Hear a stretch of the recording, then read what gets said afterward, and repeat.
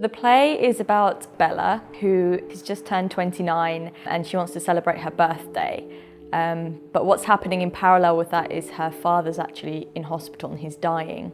But Bella thinks that the best thing to do in that situation is go on a night out with her friends. It's hilarious and funny and wild and messy and moving, and it is a real honest look at a woman at the end of her 20s and what she's dealing with emotionally in her life at that point and how she's going to progress into the next year of her life.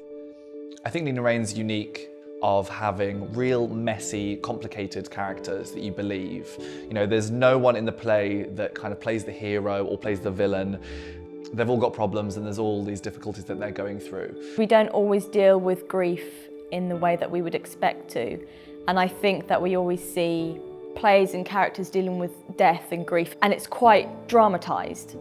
Whereas this is taking it completely into a different context of, instead of her dealing with grief, well, she's dealing with it by being drunk and by doing really normal things. These characters really kind of bounce off of each other and you can see how strained everything is, but everything's so kind of quick-witted and really sharp and very precise. So what's unique about this play, I think, is this amazing ability to be so funny and you have people laughing, and then in the next second you're kind of grimacing with how horrible and brutal something was, and then the next second you're feeling really touched and moved about how heartfelt something might be.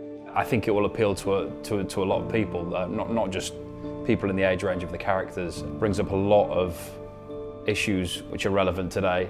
It's a different story. It's not a story that's been hashed out a million times with a different theme or a different angle taken on it. It's a fresh story. People should come and see Rabbit because it's funny, it's relatable, and you'll laugh at their horrible jokes, you'll cringe by how brutal it is, and you'll feel for these young people going through such difficult times.